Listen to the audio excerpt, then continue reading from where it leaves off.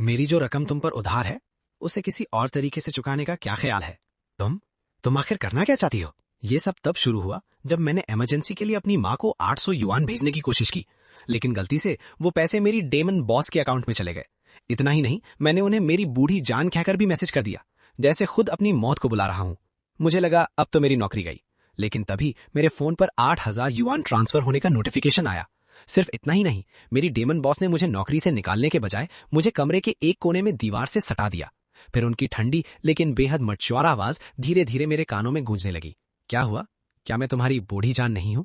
असल में ये पूरी गलतफहमी इसलिए हुई थी क्योंकि मेरी माँ और मेरी बॉस दोनों ने एक ही कमल वाले प्रोफाइल फोटो लगा रखे थे। उन दोनों में सिर्फ इतना फर्क था, एक फोटो पर लिखा था शांत जल की तरह स्थिर रहो और दूसरी पर लिखा था जिंदगी को मुस्कुरा कर जियो। फोन की स्क्रीन पर पड़े उस पेमेंट को देखते हुए मेरे मन में अजीब सी भावनाएं उमड़ने लगीं। मैं सोच रहा था कि आखिर माँ अचानक इतनी दरियादिल कैसे हो गई। मैंने तो सिर्फ 800 युआन मांगे थे, लेकिन उन्होंने बिना सोचे 8000 भेज दिए। मुझे लगा शायद आखिरकार उनकी अंतरात्मा जाग गई है, लेकिन असली मुसीबत तो अभी बाकी थी। कुछ देर पहले ही मैं अपने सहकर्मियों के साथ बैठकर कंपनी की पागलों जैसी ओवरटाइम पॉलिसी और बॉस की कंजूसी की जमकर बुराई कर रहा था, और ये सब खुद बॉस ने अपनी आंखों से सुन लिया था। हान शियाओयान ने कुछ भी नहीं कहा, उन्होंने बस अपनी उंगली से मुझे इशारा किया, फिर सीधे ब्रेक रूम की तरफ चल दी। मैंने हिम्मत जुटाई और उनके पीछे पीछे चल पड़ा। क्या हुआ? अभी तो बड़ी चिकनी चुपड़ी बातें कर रहे थे, अब अचानक आवाज क्यों बंद हो गई? उनकी ठंडी आवाज, जिसमें हल्की सी शरारत घुली हुई थी, सीधे मेरे कानों में गूंज उठी। मेरा बेचारा चेहरा तुरंत लाल हो गया। हम दोनों एक दूसरे के बहुत ज्यादा करीब खड़े थे। मेरा दिमाग उसी पल पूरी तरह खाली हो गया। मैं कुछ भी नहीं सोच पा रहा था। ट्राई करके देखना चाहोगे? क्या ट्राई करूं? ये पता लगाना कि तुम्हारी बूढ़ी जान वाकई बूढ़ी है भी या नहीं। मैं बिल्कुल चुप रहा। जैसे ही मुझे मौका मिला, मैं ईल मछली की तरह उनकी बाह के नीचे से फिसलकर भाग निकला। अपनी सीट पर धम से बैठते ही मैं अब भी डर के मारे कांप रहा था। मेरे दिमाग में सिर्फ एक ही बात घूम रही थी कि आखिर ये इतने जलते हुए 8000 युआन मैं वापस कैसे करूं। लेकिन तब तक मैं 800 युआन शादी के गिफ्ट के तौर पर दे चुका था, 2000 युआन गेमिंग गियर पर खर्च कर चुका था, और जिस टैबलेट को मैं बहुत समय से खरीदना चाहता था वो भी ऑर्डर कर चुका था। मेरे पास एक पैसा भी नहीं बचा था। मैं इसी चिंता में डूबा हुआ था कि तभी मेरे बगल से मेरे सहकर्मी ली कियांग की आवाज आई। अरे वाह जियांगची, सुना है तुम्हें बोनस मिला है, तो फिर सबको दावत नहीं दोगे? मैंने उसे चिढ़कर घूरा। ये आदमी हमेशा नए कर्मचारियों को परेशान करता था या फिर मैनेजमेंट की चापलूसी करता रहता था। जब भी किसी को बोनस मिलता, ये उसे सबको दावत देने के लिए मजबूर करता। क्योंकि इसकी मैनेजमेंट में अच्छी पहचान थी, इसलिए सब इससे नफरत तो करते थे लेकिन चुप रहते थे। लेकिन मैं इसे बिल्कुल सिर पर चढ़ाने वाला नहीं था। मैंने तुरंत जवाब दिया, ये मेरे पैसे हैं, मैं तुम्हें खाना क्यों खिलाऊं? वो फिर भी बेशर्मी से मुस्कुराता हुआ बोला, अरे बोनस मिलने पर सब लोग दावत देते ही है ना। हाँ, मैंने मेहनत करके ये बोनस कमाया है। मैं चाहूंगा तो अपने सहकर्मियों को दावत दूंगा, लेकिन तुम कभी उसमें शामिल नहीं होगे। तुमने आज तक कब किसी का फायदा उठाना छोड़ा है? ऊपर से खाने के बाद यही शिकायत करते हो कि जगह अच्छी नहीं थी। तुमने खुद आज तक किसे दावत दी है? अगर कोई तुम्हारी एक टॉफी भी खा ले तो तुम पूरे दिन हंगामा मचाते रहते हो। उसका चेहरा तुरंत लाल हो गया। मुझे बोनस थोड़ी मिला है। अगर मुझे बोनस मिलता तो मैं आप सबको शहर के सबसे अच्छे होटल में खाना खिलाता। तुम्हारी शक्ल तो लौकी जैसी है, दिमाग पूरा दलिया बना हुआ है, बस बड़ी बड़ी बातें करना आता है, दूसरों की मेहनत का क्रेडिट चुराते रहते हो। इतने कंजूस हो, कोई हुनर भी नहीं है, फिर भी बोनस चाहिए। किसी तरह मैंने ऑफिस खत्म होने तक खुद को संभाला रखा। पूरी दोपहर मैं जरूरत से ज्यादा सावधान रहा। मुझे डर था कि कहीं कॉरिडोर में, ब्रेक रूम में या किसी भी मोड़ पर हान शियाओयान से सामना ना हो जाए। हमारी कंपनी तो जूतों के डिब्बे जितनी छोटी थी। इतनी छोटी जगह में कभी न कभी हमारा सामना होना तय था। मैं पूरे समय एक भगौड़े की तरह छिपता फिर रहा था और आखिरकार पूरी तरह थक गया। जब मेरे फोन में शाम के 6 बजे, मैंने तुरंत अपना बैग उठाया और कंधे पर टांग लिया। लेकिन जैसे ही मैं अपनी कुर्सी से खड़ा हुआ, किसी ने धीरे से मेरे कंधे पर हाथ रख दिया। मिस हान आपको अपने ऑफिस में बुला रही हैं। ये हान शियाओयान के असिस्टेंट चैन फंग थे। ये सुनते ही मेरा दिल बैठ गया। लगता है ये औरत सच में मुझे इतनी आसानी से छोड़ने वाली नहीं है। मैंने अपना बैग वापस कुर्सी पर रख दिया, फिर एक लंबी सांस ली और हान शियाओयान के ऑफिस के बाहर खड़े होकर काफी देर तक इधर उधर टहलता रहा। मेरा पेट घबराहट से मरोड़ खा रहा था। मुझ में दरवाजा खोलने की जरा भी हिम्मत नहीं हो रही थी। बस आगे होने वाले उस अजीब पल की कल्पना करते ही मेरे सिर की त्वचा तक सुन्न होने लगी। अंदर आ रहे हो या नहीं? उनकी ठंडी आवाज दरवाजे के उस पार से सुनाई दी, मानो किसी ने मेरी तनी हुई नसों पर पत्थर मार दिया हो। क्या मेरे दरवाजे के बाहर पहरा देने का इरादा है? मेरा पूरा शरीर एकदम अकड़ गया। मैंने दांत भींचे और आखिरकार दरवाजा खोल दिया, लेकिन अंदर वैसा कुछ भी नहीं था जैसा मैंने सोचा था। ना कोई पूछताछ, ना कोई मजाक, यहां तक कि उनकी आंखों में हल्की सी मुस्कान भी नहीं थी। कुछ भी नहीं। हान शियाओयान ने एक बार भी सिर नहीं उठाया। उनकी नजरें अब भी सामने रखे दस्तावेजों पर टिकी थीं। स्क्रीन की हल्की रोशनी उनके चेहरे की साइड प्रोफाइल पर पड़ रही थी। इस हिस्से के डेटा को दोबारा चेक करो। मुझे 2 सेकंड लगे ये समझने में कि वो मुझे काम दे रही थीं। ठीक है। पूरे 20 मिनट तक उन्होंने एक बार भी मेरी तरफ नहीं देखा। मैं मन ही मन सोचने लगा, ये ऐसे कैसे बर्ताव कर सकती हैं, जैसे कुछ हुआ ही नहीं। इतनी शांत, इतनी बेफिक्र। मुझे तो लगा था कि शायद उन्हें मुझ में थोड़ी सी भी दिलचस्पी है। कम से कम मुझे यही लगा था कि उन्हें मैं पसंद हूं, वरना जब उन्हें पता था कि मैंने उन्हें किसी और समझ लिया था तो उन्होंने मुझे पैसे क्यों भेजे और वो सारी बातें क्यों कहीं जिन्होंने मेरा दिल तेजी से धड़कने पर मजबूर कर दिया। मैंने चुपके से उनकी खूबसूरती से तराशे हुए चेहरे की साइड प्रोफाइल की ओर देखा और मन ही मन बड़बड़ाया। अब समझ आया इनकी सेक्रेटरी बार बार क्यों बदलती रहती हैं और हर बार कोई हैंडसम लड़का ही क्यों होता है। हाँ, पूरी की पूरी प्ले गर्ल। क्या तुम्हें समझ आया कि मैंने अभी क्या कहा? मैंने सुन लिया, पूरी की पूरी प्ले गर्ल। एक पल में पूरा माहौल जम सा गया। मैंने तुरंत अपने मुंह पर हाथ रख लिया। ओह नहीं, ये मैंने जोर से कैसे बोल दिया। हान शियायोन हल्का सा पीछे टिक गई।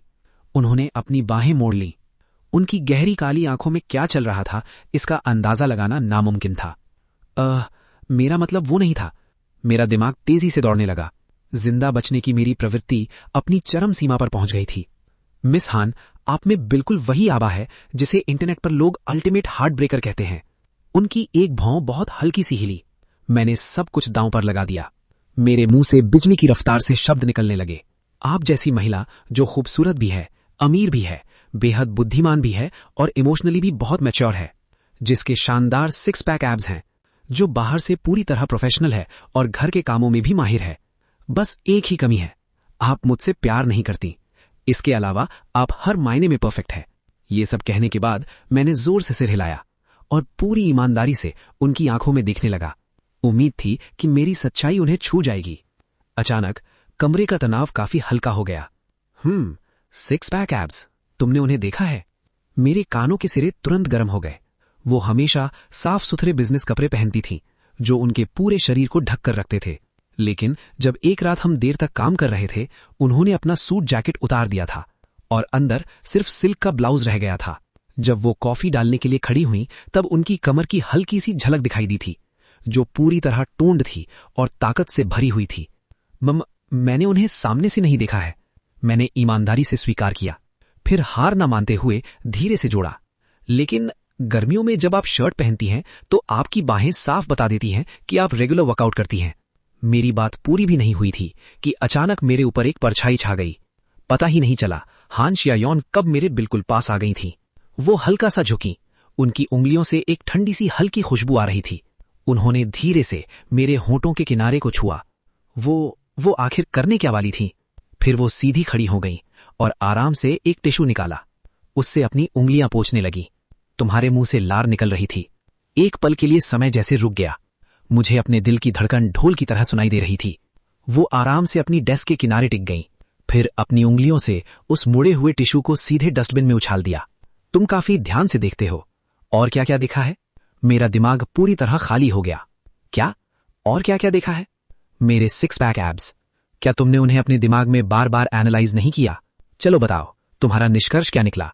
इतनी आसानी से मेरे मन की बात पकड़ लेने पर मुझे शर्म भी आ रही थी और थोड़ी सी झुंझलाहट भी। मेरा निष्कर्ष ये है मिस हान, आप सिर्फ कंपनी चलाने में ही शानदार नहीं है, आप अपने शरीर को फिट रखने में भी उससे कहीं ज्यादा बेहतर हैं। वो कुछ पल के लिए चुप रहीं।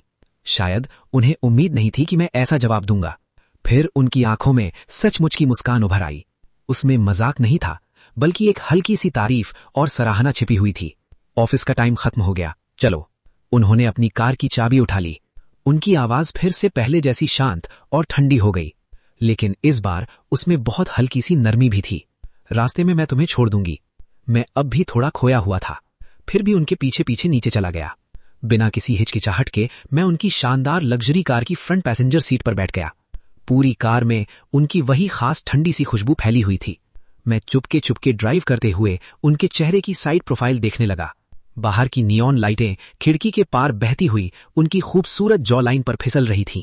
मेरे दिल में बची हुई झेप और झुंझलाहट न जाने कब एक मीठे अविश्वसनीय एहसास में बदल गई। पूरे रास्ते उनका फोन लगातार बजता रहा। मैं पैसेंजर सीट पर बैठा चुपचाप गिनता रहा। ये 6ठी कॉल थी। वो सच में बेहद व्यस्त इंसान थी। एक महिला सीईओ की रोजमर्रा की जिंदगी मतलब लग्जरी कार चलाते हुए दूर बैठे बैठे करोड़ों युआन के सौदों को संभालना। हाँ माँ, मुझे पता है। मैं कोशिश कर रही हूँ। इस बार लूनर न्यू ईयर पर मैं जरूर किसी को घर लेकर आऊंगी। हान श्याओयान अपने ब्लूटूथ ईयरपीस में बोली। उनकी आवाज असामान्य रूप से धैर्य भरी थी, यहाँ तक कि थोड़ी प्यार से मनाने वाली भी। ठीक है, ठीक है, ठीक है। अगर मैं किसी को घर नहीं लाई तो आपकी बात मानकर अच्छी लड़की की तरह ब्लाइंड डेट पर चली जाऊंगी। अब खुश? हम लगभग पहुंच गए हैं, बाद में बात करती हूँ। फोन कटते ही कार के अंदर अचानक सन्नाटा छा गया। मैंने चुपके से उनकी तरफ देखा। 100 करोड़ से भी ज्यादा की मालिक महिला बॉस को भी शादी के लिए दबाव झेलना पड़ता है। उन्होंने हल्की सी खुद पर हंसने वाली मुस्कान दी। उनका एक हाथ स्टीयरिंग व्हील पर टिका था। बाहर की रोशनी उनके चेहरे पर लगातार फिसल रही थी। मैं लगभग 30 साल की होने वाली हूँ। मेरी माँ की नजर में इसका मतलब है कि अब मेरी कोई कीमत नहीं रही। जब मैं स्कूल में थी तो वो ऐसे पहरा देती थीं जैसे टीनेज रोमांस कोई अपराध हो, लेकिन जैसे ही मैं ग्रेजुएट हुई उन्हें बस मुझे जल्दी से शादी करवानी थी। वो कुछ पल रुकी। मैं पहले एक बार ब्लाइंड डेट पर गई थी। मुझे वो लड़का काफी अच्छा लगा था, लेकिन उसने कहा कि मैं बहुत हावी रहने वाली लड़की हूं। छोड़ो भी। क्या? उस आदमी को काबिलियत का मतलब ही नहीं पता क्या? बॉस, आप जैसी लड़की को मना करना उसकी सबसे बड़ी गलती थी। नुकसान उसका हुआ है। हान श्याओयान मुस्कुरा दी। उनकी आंखों के किनारे हल्के से मुड़ गए। और तुम? क्या तुम्हारे घर वाले भी तुम पर शादी का दबाव डालते हैं? मुझे कॉलेज छोड़े अभी सिर्फ 1 साल हुआ है। मैं अभी अपनी जवानी के सबसे अच्छे दौर में हूं, ठीक है? और फिर क्या मैं तुम्हें ऐसा बूढ़ा आदमी लगता हूं जो ब्लाइंड डेट के लिए मरा जा रहा हो? उन्होंने सच में अपना सर घुमाकर मेरी तरफ देखा और पूरे 2 सेकंड तक मुझे बहुत गंभीरता से देखती रहीं। उनकी नजर से मेरे पूरे शरीर में सिहरन दौड़ गई। बूढ़े आदमी जैसे तो नहीं लगते, ज्यादा से ज्यादा ऐसे कॉलेज स्टूडेंट लगते हो जिसे अभी तक प्यार का मतलब ही नहीं पता। मैं चुप हो गया। तो तुम्हारी कोई गर्लफ्रेंड है? नहीं। तो फिर बनाना चाहोगे? बॉस, क्या हमारी कंपनी में गर्लफ्रेंड भी असाइन की जाती हैं? उन्होंने कोई जवाब नहीं दिया। इसके बजाय कार धीरे धीरे सड़क के किनारे रुक गई। हम मेरे बिल्डिंग के बाहर पहुंच चुके थे। मैं अपना सीट बेल्ट खोलने ही वाला था कि अचानक वो मेरी तरफ झुक आईं। उनके शरीर से आती हल्की सी ताजा खुशबू देवदार की लकड़ी और हल्के सिट्रस की महक जैसी थी। वो खुशबू बहुत हल्की थी, लेकिन उसने एक पल में मेरी सांसें रोक दी। मैं वहीं जड़ हो गया। हिलने की भी हिम्मत नहीं हुई। वो मेरे बिल्कुल करीब आकर रुक गईं। हल्की रोशनी में उनकी आंखें हैरान कर देने वाली चमक रही थीं। मैं असल में ये कहना चाहती थी कि ठक ठक ठक। अचानक किसी ने कार की खिड़की पर दस्तक दी। एक जाना पहचाना चेहरा शीशे के बाहर दिखाई दिया। मेरी माँ अपने दोनों हाथ पीछे बांधे हुए बिना किसी भाव के कार के अंदर देख रही थीं। हान श्याओयान ने धीरे से खिड़की नीचे कर दी। नमस्ते आंटी, उन्होंने मुस्कुराते हुए बहुत शालीनता से कहा। माँ ने अपनी आंखें सिकोड़कर पहले उन्हें देखा, फिर मेरी तरफ देखा, जो अभी भी मूर्ति की तरह जड़ बना हुआ था। अच्छा, तो तुम इसे घर छोड़ने आई हो? माँ की आवाज पूरी तरह सपाट थी। ऊपर चलो, थोड़ी देर बैठकर जाना। माँ की ये बात सुनते ही कार की हल्की रोशनी में हान श्याओयान के कान के सिरे हल्के हल्के लाल हो गए। उनकी उंगलियां स्टीयरिंग व्हील को थोड़ा कसकर पकड़ने लगीं। वो सीधी होकर बैठ गईं। उनकी आवाज अब भी नरम थी, लेकिन उसमें हल्की सी घबराहट साफ महसूस हो रही थी। आप बहुत दयालु हैं आंटी, लेकिन आज ऑफिस में मेरा थोड़ा काम बाकी है। अगली बार मैं आराम से आपसे मिलने जरूर आऊंगी। मैंने महसूस किया हान श्याओयान का पैर धीरे से एक्सीलेटर पर पड़ा। कार अपनी जगह से नहीं हिली, लेकिन इंजन से एक हल्की सी गूंज निकली, मानो उसने दबी हुई सांस छोड़ी हो। माँ 2 सेकंड तक चुप रही, फिर बोली, अगली बार आने से पहले मुझे बता देना, मैं तुम्हारे लिए सूप बना दूंगी। हान श्याओयान कुछ पल के लिए रुकी, फिर उन्होंने एकदम संतुलित मुस्कान दी। जरूर, धन्यवाद आंटी। मैं उनकी कार को धीरे धीरे दूर जाते हुए देख रहा था, फिर मैंने लंबी सांस छोड़ दी। घर के अंदर पहुंचते ही माँ और पापा सोफे पर बैठे थे। दोनों के चेहरे काफी गंभीर थे। माँ ने बिना घुमाए फिराए पूछा, वो लड़की कौन थी? मैंने जूते बदले और सामान्य बनने की कोशिश करते हुए बोला, वो मेरी बॉस है। रास्ते में मिल गई थी तो मुझे घर छोड़ दिया। तुम्हारी बॉस? कौन सी बॉस अपने कर्मचारी के इतना करीब आ जाती है कि दोनों की सांसें तक एक दूसरे को महसूस होने लगे? वो ऐसी बात नहीं थी। वो तो बस मेरा सीट बेल्ट खोलने में मदद कर रही थी। वो फंस गया था। सीट बेल्ट खोलने के लिए इतना करीब आना पड़ता है? अरे माँ, वो बस एक गलत फहमी थी। मैंने चाहे जितनी सफाई दी, माँ मानने को तैयार ही नहीं थी कि मेरे और हान श्याओयान के बीच सिर्फ प्रोफेशनल रिश्ता है। उनके दिमाग में बस एक ही बात बैठ चुकी थी, हान श्याओयान मेरी गर्लफ्रेंड है, वरना मैं पापा के पुराने दोस्त की बेटी, जो गोरी, खूबसूरत और बेहद अमीर परिवार की लड़की थी, उससे एक बार मिलने तक से क्यों मना करता? मैं अभी इतना भी बड़ा नहीं हुआ हूं। आप लोग मुझे बार बार ब्लाइंड डेट पर क्यों भेजना चाहते हैं? अभी से डेटिंग शुरू करो, 2-3 साल में शादी कर लो, बच्चे भी हो जाएंगे, 30 साल तक तुम्हारी जिंदगी पूरी तरह सेट हो जाएगी। इससे अच्छा समय और क्या होगा? लेकिन मुझे ब्लाइंड डेट पर नहीं जाना। प्यार अपने आप होना चाहिए, उसे जबरदस्ती नहीं किया जा सकता। असल में हमें इतनी भी जल्दी नहीं है। मुख्य बात तो ये है कि इतने सालों में हमने रिश्तेदारों की हर शादी ब्याह में जो कैश गिफ्ट दिए हैं, अब उम्मीद है कि तुम्हारी शादी पर वो पैसे वापस मिल जाएंगे। कुछ रिश्तेदार ऐसे हैं, पहले उनके बेटे की शादी में गिफ्ट दिया, फिर उनके पोते के 1 महीने पूरे होने पर भी एक के बाद एक बस समारोह ही समारोह। अब तो हमारे कुछ पुराने दोस्त दुनिया छोड़कर भी जा चुके हैं, उनसे तो वो पैसे कभी वापस नहीं मिलेंगे। मैं पूरी तरह चुप रह गया। मेरे पास कुछ कहने को नहीं था। या तो अभी वाली लड़की से सीरियस होकर रिश्ता बना लो और जल्दी शादी कर लो, या फिर अंकल हान की बेटी से ब्लाइंड डेट पर चले जाओ। इतना कहते हुए पापा ने सेंटर टेबल के नीचे से एक छोटा सा नोटबुक निकाला। उन्होंने उसे खोला। उसके हर पन्ने पर किसे कितना गिफ्ट दिया उसका पूरा हिसाब लिखा हुआ था।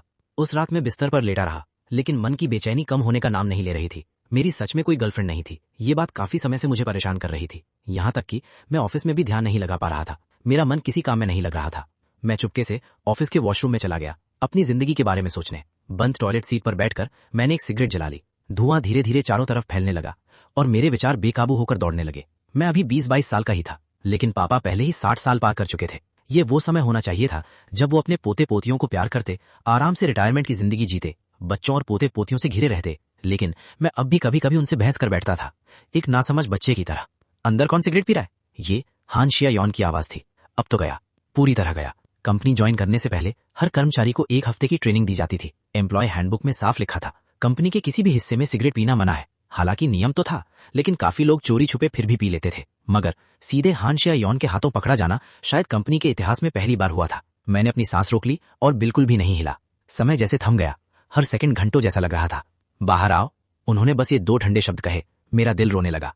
एक बार पकड़े जाने पर 500 युआन का जुर्माना लगता था, दूसरी बार 1000 युआन। 500 युआन मेरे लिए बहुत बड़ी रकम थी। वो मेरी मेहनत की कमाई थी। ऐसा लग रहा था जैसे मैं फांसी पर चढ़ने जा रहा हूं। मैंने हिम्मत जुटाई और झटके से दरवाजा खोल दिया। नमस्ते मिस हान, क्या संयोग है आप यहाँ मिल गई? ऐसा नहीं है, इस पूरे फ्लोर पर सिर्फ तुम ही हो जो इस सस्ती सिगरेट से कॉकरोच भगाते हो। मैं वहीं जम गया। उन्हें तो ये तक पता था कि मैं कौन सा ब्रांड पीता हूँ। एम्प्लॉय हैंडबुक का आर्टिकल 32, कंपनी के किसी भी जगह सिगरेट पीना मना है। नियम तोड़ने वाले पर 500 युआन का जुर्माना लगेगा। मिस हान, मैं भगवान की कसम खाता हूँ, मैं तो बस यहाँ बैठकर जिंदगी के बारे में सोच रहा था। ये धुएं की बदबू पिछले आदमी की छोड़ी हुई है। अच्छा, यानी बची हुई महक। उन्होंने आखिरी शब्द धीरे धीरे दोहराए, फिर वो अचानक मेरे बिल्कुल पास आ गई। मैंने घबराकर अपने कदम पीछे खींच लिए। मेरी पीठ धड़ाम से पीछे वाले ठंडे टॉयलेट के दरवाजे से टकराई, लेकिन वो और करीब नहीं आई। वो बस हल्का सा झुक गई और धीरे से एक गहरी सांस ली। हवा की खुशबू नहीं, सीधे मेरे कॉलर की। मेरे पूरे शरीर के रोंगटे खड़े हो गए। जिंदगी के बारे में सोच रहे थे, इतना ज्यादा सोच रहे थे कि सिगरेट की राख पूरी शर्ट पर गिरा दी। अब सबूत मेरे सामने था। मैंने हार मान ली।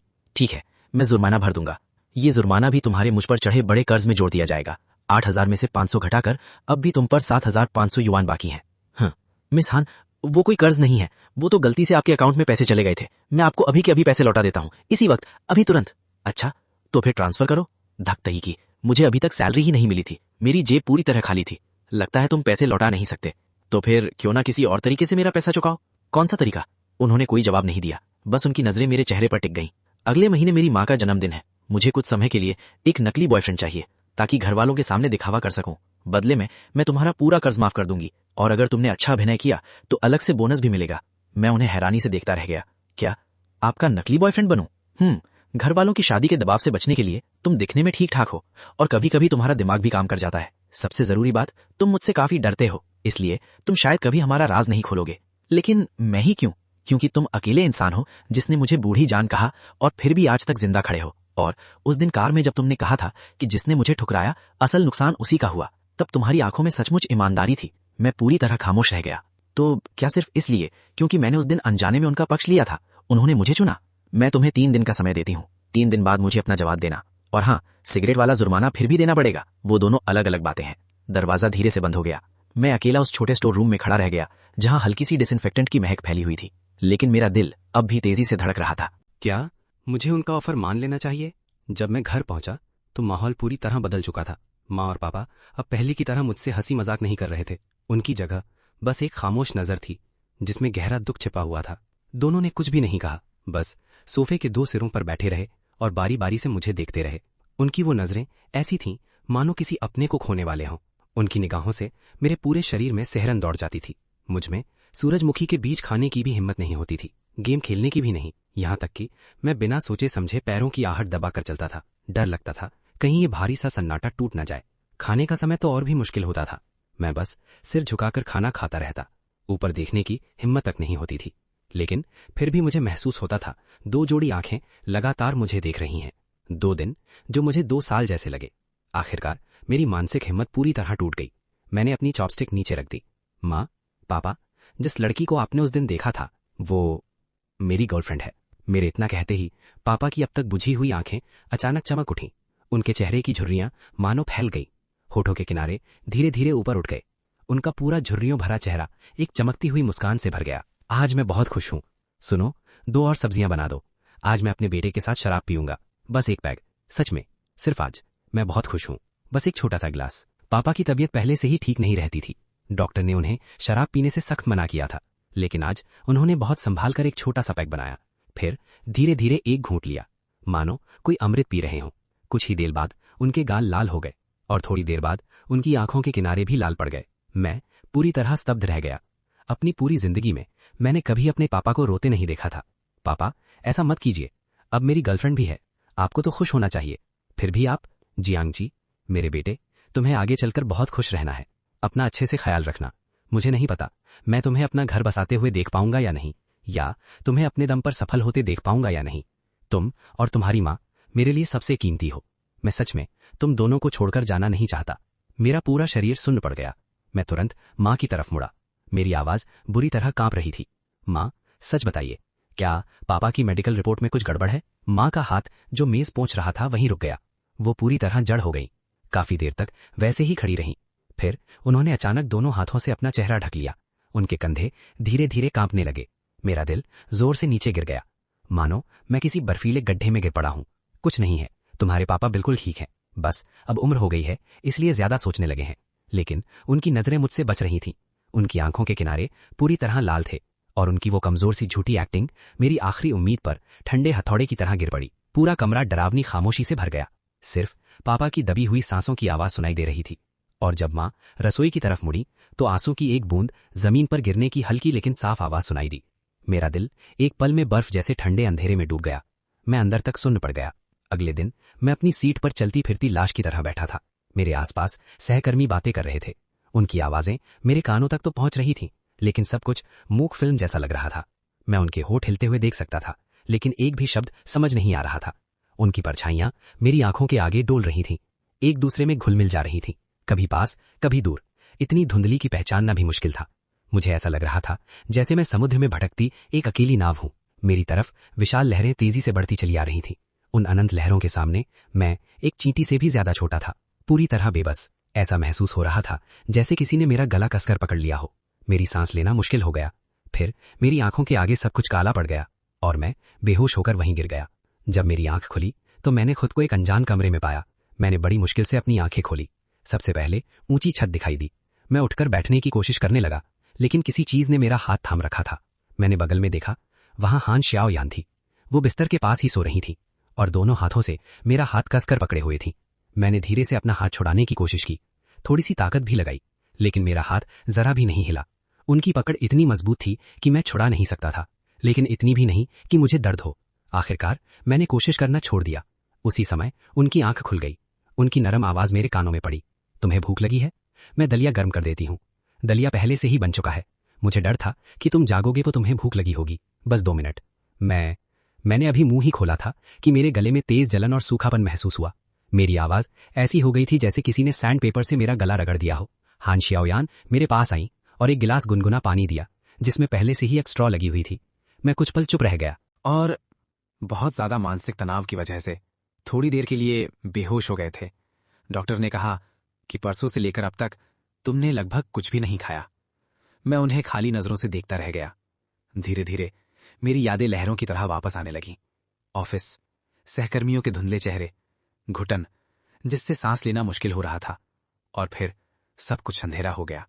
मैं तुम्हारे पापा के बारे में तुम्हारी माँ ने मुझे सब बता दिया। मेरा पूरा शरीर एकदम अकड़ गया। उन्होंने मेरी तरफ देखा तक नहीं। वो मुड़ी और अपने बैग से एक दस्तावेजों वाला लिफाफा निकाला। इसमें लॉन्गचेंग हॉस्पिटल के एक स्पेशलिस्ट की कॉन्टैक्ट डिटेल हैं और तुम्हारे पापा की मेडिकल रिपोर्ट का प्रारंभिक मूल्यांकन भी। वो पहले मेरे दादाजी के मुख्य डॉक्टर हुआ करते थे। इस समय वो शहर से बाहर हैं, लेकिन रिमोट कंसल्टेशन कर सकते हैं। मैं झटके से बैठ गया। मेरी आंखों के सामने अचानक अंधेरा छा गया। मेरे कांपते हुए हाथों ने वो लिफाफा खोल दिया। क्यों? कल तुम ऑफिस में बेहोश हो गए थे। मैंने तुम्हारी माँ को फोन किया, तभी मुझे तुम्हारे पापा के बारे में पता चला। मैंने अपना सिर झुका लिया। मेरी उंगलियां उन कागजों को और कसकर पकड़ने लगीं। उनसे हल्की सी सरसराहट की आवाज आई। जियांग जी, कंपनी की तरफ से तुम्हें पेड लीव दी जा रही है। उसकी कोई समय सीमा नहीं होगी जब तक तुम्हारे पापा की हालत स्थिर नहीं हो जाती। मेरी आंखों में जलन होने लगी। मैंने दांत भींच लिए ताकि मेरे आंसू बाहर ना निकल आएं। और जहां तक उन 8,000 युआन का सवाल है, उन्हें वापस करने की जरूरत नहीं है। उसे अपनी एडवांस सैलरी समझ लो। जब एक छोटी सी नाव तूफान का सामना नहीं कर पाती, तो वो किनारे आकर सहारा ले सकती है। कम से कम तुम मुझे एक सुरक्षित बंदरगाह समझ सकते हो। मैं बिस्तर पर बैठा रहा, हाथों में मेडिकल रिपोर्ट कसकर पकड़े हुए। फिर अचानक मैंने अपना चेहरा दोनों हथेलियों में छिपा लिया।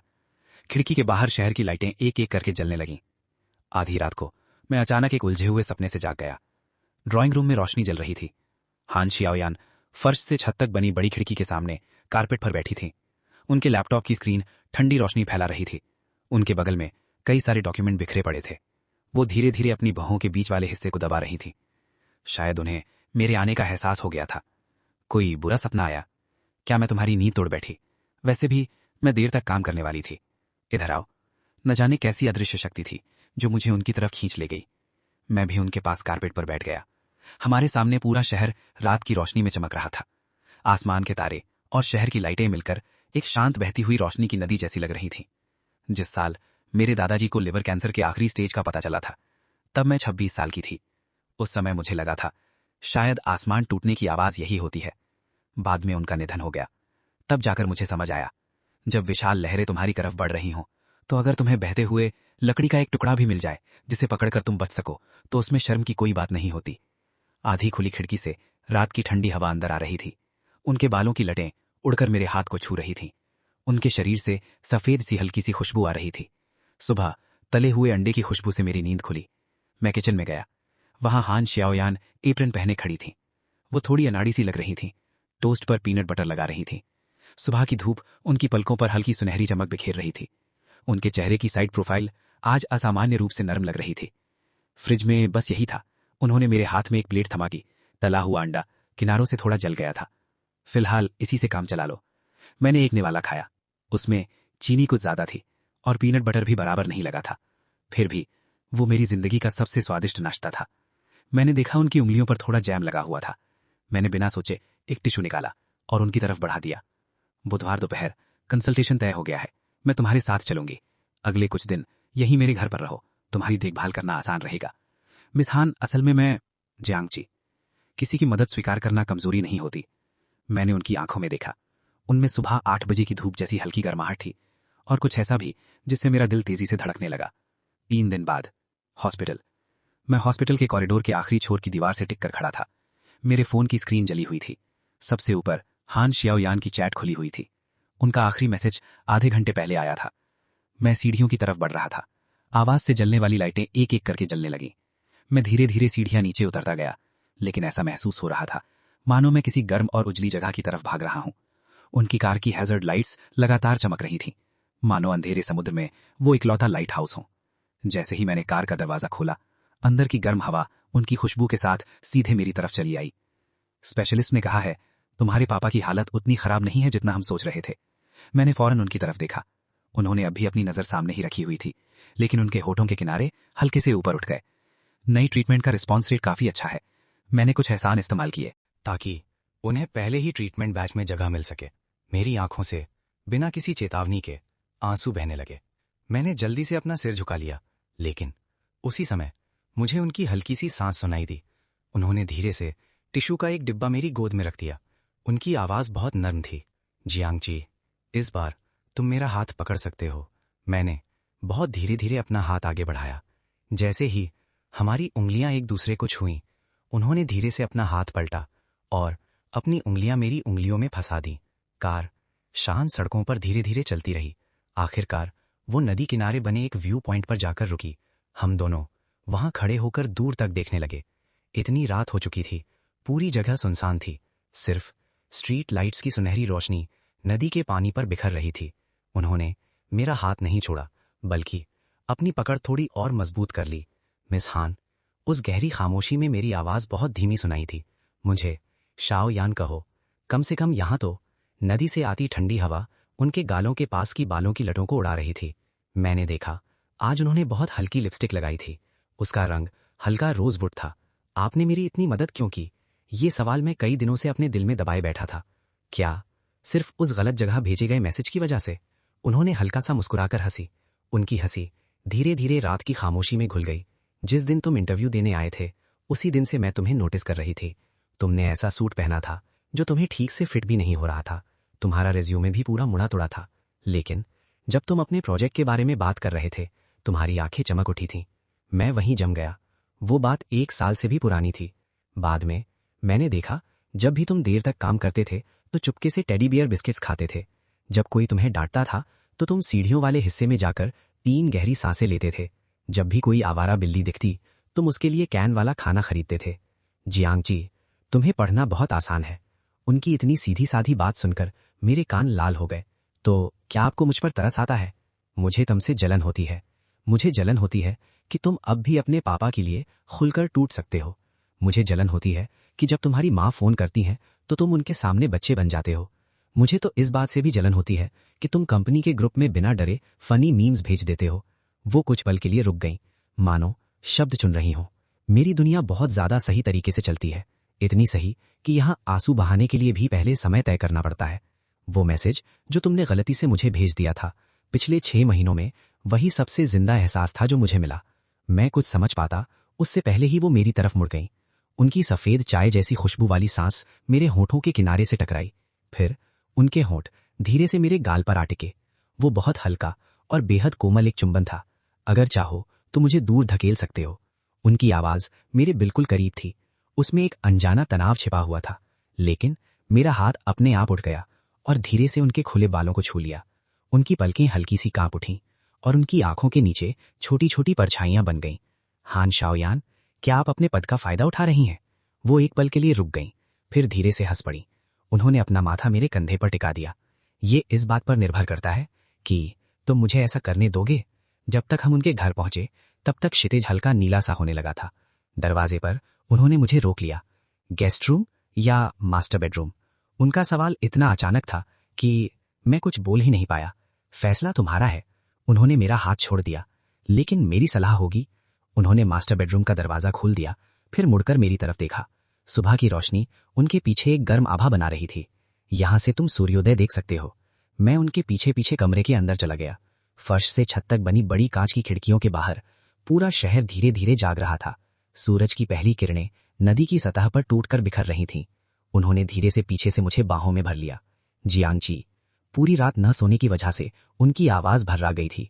तुम्हें अभी मुझे कोई जवाब देने की जरूरत नहीं है। मैं उनकी तरफ मुड़ा। सुबह की रोशनी में मेरी नजर सीधे उनके होठों पर जाकर ठहर गई। इस बार मैं जरा भी नहीं हिचकिचाया, न कोई झिझक, न कोई डर। मैं धीरे से उनके करीब गया और उन्हें हल्के से चुंबन ले लिया। जब सूरज पूरी तरह नदी के ऊपर निकल आया, हम दोनों फर्श से छत तक बनी उस बड़ी कांच की खिड़की के सामने बैठे थे। बुधवार को मैं तुम्हारे साथ राजधानी चलूंगी। मैंने पहले ही रिमोट वर्क की पूरी व्यवस्था कर ली है। और कंपनी का क्या? उन्होंने अपना सिर उठाया। उनकी आंखें चमक रही थीं। कंपनी में फैसले मैं लेती हूँ और अब तुम्हारे मामले में भी फैसला मैं लूंगी। आखिरकार मेरे पापा की सर्जरी का दिन आ गया। 10 घंटे तक इंतजार करने के बाद मेरी माँ आखिरकार थककर मेरे कंधे पर सिर रखकर सो गईं। हान शाओयान धीरे से मेरे पास आईं और मेरे हाथ में गर्म सोया मिल्क का एक कप थमा दिया। कुछ देर बाद मेरे पापा को ऑपरेशन थिएटर से बाहर लाया गया। एनेस्थीसिया का असर अभी पूरी तरह खत्म नहीं हुआ था। उन्होंने हल्का सा आंखें खोली। उनकी नजर पहले मेरी माँ के आंसुओं से सूझे हुए चेहरे पर गई, फिर मुझ पर और हानशिया यान पर आकर रुक गई। उन्होंने धीरे से पलक झपकाई। उनके होठों पर बहुत हल्की सी मुस्कान उभर आई। मॉनिटर की लगातार बीप बीप के बीच हानशिया यान झुक गईं और धीरे से उनके कान में बोली, अंकल, वो नई माओताई वाली बोतल अब भी आपका इंतजार कर रही है। मेरे पापा की तर्जनी उंगली हल्के से हिली। ये हमारे बीच बहुत पहले तय किया हुआ इशारा था, जिसका मतलब था पक्का। जिस दिन उन्हें अस्पताल से छुट्टी मिली, हल्की बारिश हो रही थी। हानशिया यान चाता पकड़े हुए थी और मैं अपने पापा को सहारा देकर चला रहा था। शियायान, इन कुछ हफ्तों में तुमने बहुत तकलीफ उठाई। ये तो मेरा फर्ज था। मेरे पापा ने धीरे से सिर हिलाया। फिर उन्होंने अपनी जैकेट की अंदरूनी जेब से एक पुरानी लाल कपड़े की छोटी सी पोटली निकाली और उसे हानशिया यान की हथेली में रख दिया। ये जियांगची की दादी अपने पोते की पत्नी के लिए छोड़कर गई थी। उसके अंदर पुराने जमाने की सोने की एक अंगूठी थी जिस पर बना डिजाइन अब लगभग मिट सा गया था। हानशिया यान ने उस पोटली को बहुत कसकर पकड़ लिया। बारिश की बूंदें छाते से फिसलकर नीचे गिर रही थीं और उनकी आंखों की हल्की सी लालिमा में घुलती जा रही थीं। अंकल, ये। मैं आगे बढ़ा और बारिश में उनका ठंडा हाथ पकड़ लिया।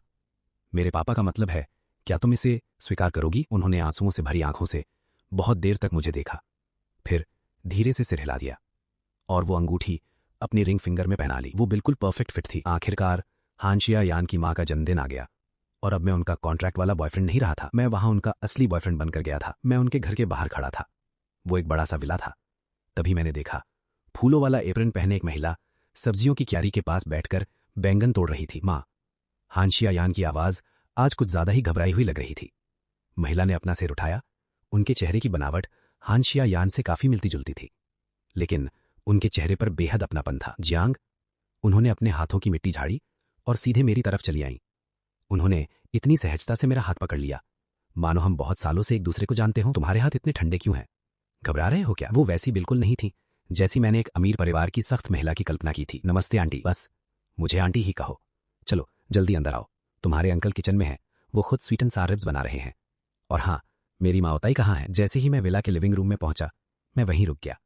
कमरे के बीचों बीच वाली दीवार पर एक पुरानी काले सफेद रंग की तस्वीर टंगी हुई थी जिसका रंग समय के साथ पीला पड़ गया था। उस तस्वीर में पुरानी मिलिट्री यूनिफॉर्म पहने दो जवान लड़के एक टैंक के सामने कंधे से कंधा मिलाकर खड़े थे।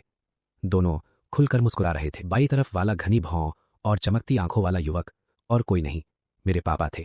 उनकी जवानी के दिनों की तस्वीर। जियांगची। पीछे से एक भारी आवाज सुनाई दी। मैंने तुरंत मुड़कर देखा। दरवाजे पर हानशिया यान के पापा हान जियांगुओ खड़े थे। उन्होंने अपने दोनों हाथ पीछे बांध रखे थे। उनके छोटे कटे हुए बालों में हल्की हल्की सफेदी आ चुकी थी, लेकिन वो अब भी चीड़ के पेड़ की तरह सीधे खड़े थे। नमस्ते अंकल, मुझे आंटी हान कहो। तुम बिल्कुल वैसे ही दिखते हो जैसे हाईशान जवानी में दिखता था। आपा, तुम्हारे पापा ठीक हो रहे हैं ना? मुझे पता था वो बीमार है, लेकिन मुझे बिल्कुल अंदाजा नहीं था कि हालत इतनी गंभीर है। इस यान ने मुझसे एक शब्द भी नहीं कहा। तभी मुझे पता चला कि हमारे पापा एक समय पर साथ में सेना में थे। वो दोनों पुराने साथी थे और जिस शानदार ब्लाइंड डेट की पापा बार बार तारीफ कर रहे थे, वो असल में हानशिया यान ही थी।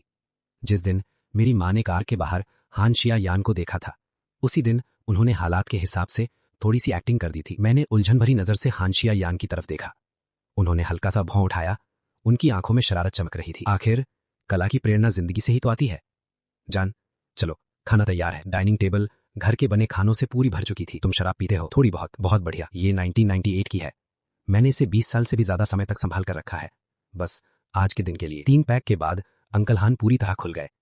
हमारी यान बचपन से ही बहुत जिद्दी रही है। अरे और खाओ। जब ये मिडिल स्कूल में थी, एक लड़के ने इसे परेशान किया था, तो ये स्टूल उठाकर 3 गलियों तक इसके पीछे भागी थी। जब इसने अपनी कंपनी शुरू की तो मैंने कई बार रात को इसे अपने कमरे में रोते हुए सुना है, लेकिन अगले ही दिन सूजी हुई आंखों के साथ ये फिर से क्लाइंट से मिलने चली जाती थी। जियांग।